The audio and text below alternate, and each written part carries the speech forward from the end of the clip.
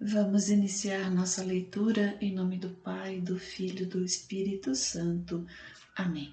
Meu Senhor e meu Deus, creio firmemente que estás aqui, que me vês, que me ouves.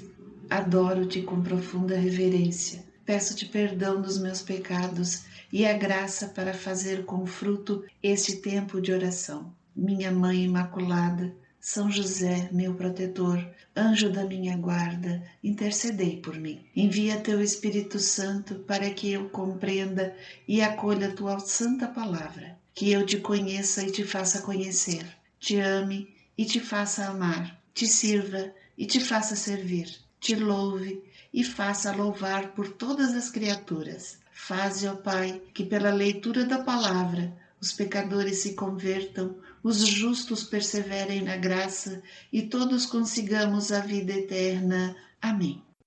Evangelho segundo São Mateus, parte 4. Ministério de Jesus na Galileia, do capítulo 8 ao 18. Continuação do capítulo 13, a partir do versículo 31 ao capítulo 15, versículo 20. O grão de mostarda, igual a Marcos 4:30 e sequências e Lucas 13:18 e sequências. Em seguida propôs-lhe outra parábola. O reino dos céus é comparado a um grão de mostarda que o homem toma e semeia em seu campo. É esta a menor de todas as sementes, mas, quando cresce, torna-se um arbusto maior que todas as hortaliças, de sorte que os pássaros vêm aninhar-se em seus ramos. O fermento, igual a Lucas 13:20. Disse-lhes por fim esta outra parábola. O reino dos céus é comparado ao fermento que uma mulher toma e mistura em 3 medidas de farinha e que faz fermentar toda a massa. Tudo isso disse Jesus à multidão em forma de parábola. De outro modo, não lhe falava, para que se cumprisse a profecia. Abrirei a boca para ensinar em parábolas, revelarei coisas ocultas desde a criação. Salmos 77:2. Explicação da parábola do joio. Então despediu a multidão. Em seguida, entrou de novo na casa e seus discípulos agruparam-se ao redor dele para perguntar-lhe: Explica-nos a parábola do joio no campo. Jesus respondeu: O que semeia a boa semente é o filho do homem. O campo é o mundo. A boa semente são os filhos do reino. O joio são os filhos do maligno. O inimigo que o semeia é o demônio. A colheita é o fim do mundo. Os ceifadores são os anjos. E assim como se recolhe o joio para jogá-lo no fogo, assim será no fim do mundo. O Filho do Homem enviará seus anjos, que retirarão de seu reino todos os escândalos e todos os que fazem o mal, e os lançarão na fornalha ardente, onde haverá choro e ranger de dentes. Então, no reino de seu Pai, os justos resplandecerão como o sol. Aquele que tem ouvido, ouça. O tesouro, a pérola, a rede. O reino dos céus é também semelhante a um tesouro escondido num campo. Um homem encontra, mas o esconde de novo. E cheio de alegria vai, vende tudo o que tem para comprar aquele campo. O reino dos céus é ainda semelhante a um negociante que procura pérolas preciosas. Encontrando uma de grande valor, vai, vende tudo o que possui e a compra. O reino dos céus é semelhante ainda a uma rede, que, jogada ao mar, recolhe peixes de toda espécie. Quando está repleta, os pescadores puxam-na para a praia, sentam-se e separam nos cestos o que é bom e jogam fora o que não presta. Assim será no fim do mundo. Os anjos virão separar os maus do meio dos justos e os arrojarão na fornalha, onde haverá choro e ranger de dentes. Compreendestes tudo isso? Sim, Senhor, responderam eles. Por isso, todo escriba instruído nas coisas do reino dos céus é comparado a um pai de família que tira de seu tesouro coisas novas e velhas. Jesus ensina em Nazaré, igual a Marcos 6:1-6 e Lucas 4:14 e 30. Após ter exposto as parábolas, Jesus partiu. Foi para a sua cidade e ensinava na sinagoga, de modo que todos diziam admirados: "Donde lhe vem esta sabedoria e esta força miraculosa? Não é este o filho do carpinteiro? Não é Maria sua mãe? Não são seus irmãos Tiago, José, Simão e Judas? E suas irmãs não vivem todas entre nós? Donde lhe vem, pois, tudo isso?" E não sabiam o que dizer dele. Disse-lhes, porém, Jesus: "É só em sua pátria e em sua família que um profeta é menosprezado." E por causa da falta de confiança deles, operou ali poucos milagres. Morte de João Batista.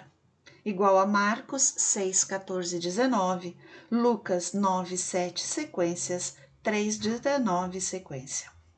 Por aquela mesma época, o tetrarca Herodes ouviu falar de Jesus e disse aos seus cortesãos: "É João Batista que ressuscitou, é por isso que ele faz tantos milagres." Com efeito, Herodes havia mandado prender e acorrentar João e o tinha mandado meter na prisão por causa de Herodíades, esposa de seu irmão Filipe.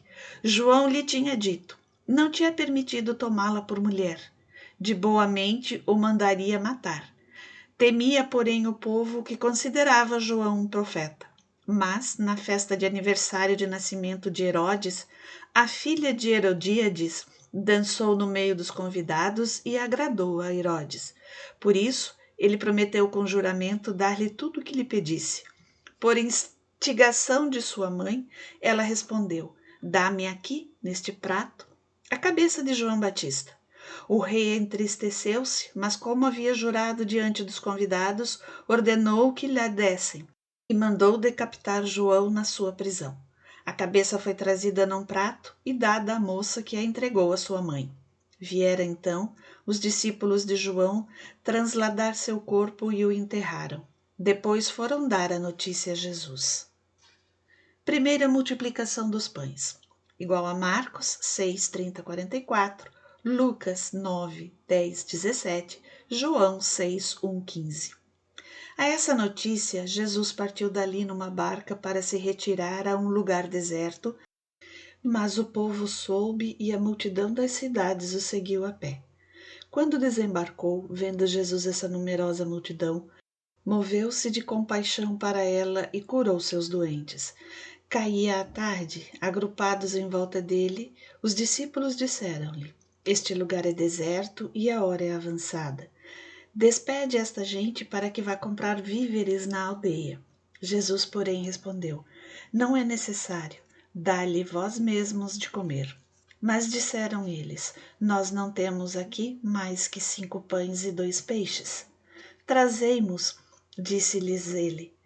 Mandou então a multidão assentar-se na relva, tomou os 5 pães e os 2 peixes e, elevando os olhos ao céu, abençoou-os. Partindo em seguida os pães, deu-os aos seus discípulos, que os distribuíram ao povo. Todos comeram e ficaram fartos, e dos pedaços que sobraram recolheram 12 cestos cheios. Ora, os convivas foram aproximadamente 5.000 homens, sem contar as mulheres e crianças. Jesus caminha sobre as águas, igual a Marcos 6, 45, 56, João 6, de 16 a 21. Logo depois, Jesus obrigou seus discípulos a entrar na barca e a passar antes dele para a outra margem, enquanto ele despedia a multidão. Feito isso, subiu a montanha para orar na solidão, e chegando à noite estava lá sozinho.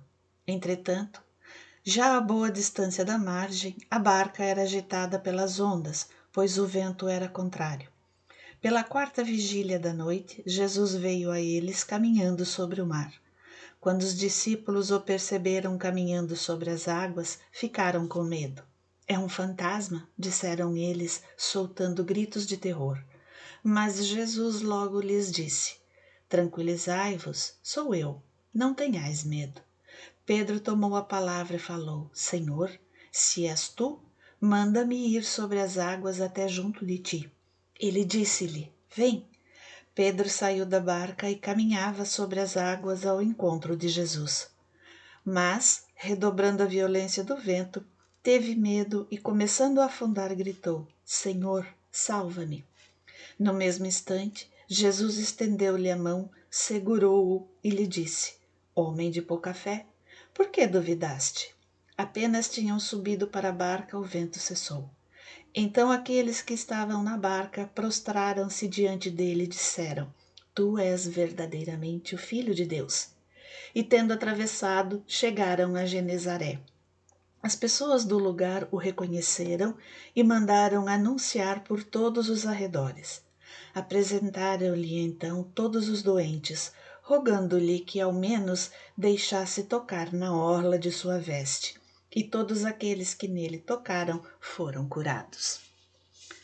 Os fariseus e suas tradições, igual a Marcos 7, de 1:23. Alguns fariseus e escribas de Jerusalém vieram um dia ter com Jesus e lhe disseram: Por que transgridem teus discípulos a tradição dos antigos? Nem mesmo lavam as mãos antes de comer. Jesus respondeu-lhes: E vós, por que violais os preceitos de Deus por causa de vossas tradições? Deus disse: Honra teu pai e tua mãe. Aquele que amaldiçoar seu pai ou sua mãe será castigado de morte. Êxodo 20, 12, 21, 17. Mas vós dizeis: Aquele que disser a seu pai ou sua mãe aquilo com que eu vos poderia assistir, já ofereci a Deus. Esse já não é obrigado a socorrer de outro modo a seus pais. Assim, por causa de vossa tradição, anulais a palavra de Deus. Hipócritas, é bem de vós que fala o profeta Isaías. Este povo somente me honra com os lábios, seu coração, porém, está longe de mim. Vão é o culto que me prestam, porque ensinam preceitos que só vêm dos homens. Isaías 29, 13. Depois reuniu os assistentes e disse-lhes: Ouvi e compreendei. Não é aquilo que entra pela boca que mancha o homem, mas aquilo que sai dele. Eis o que mancha o homem. Então se aproximaram dele seus discípulos e disseram: Sabes que os fariseus se escandalizaram com as palavras que ouviram?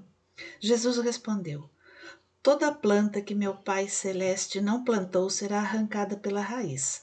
Deixai-os, são cegos e guias de cegos. Ora, se um cego conduz ao outro, tombarão ambos na mesma vala. Tomando então a palavra, Pedro disse: Explica-nos essa parábola.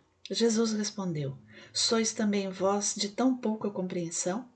Não compreendeis que tudo o que entra pela boca vai ao ventre e depois é lançado num lugar secreto? Ao contrário, aquilo que sai da boca provém do coração, e é isso que mancha o homem, porque é do coração que provém os maus pensamentos, os homicídios, os adultérios, as impurezas, os furtos, os falsos testemunhos, as calúnias. Eis o que mancha o homem. Comer, porém, sem ter lavado as mãos, isso não mancha o homem.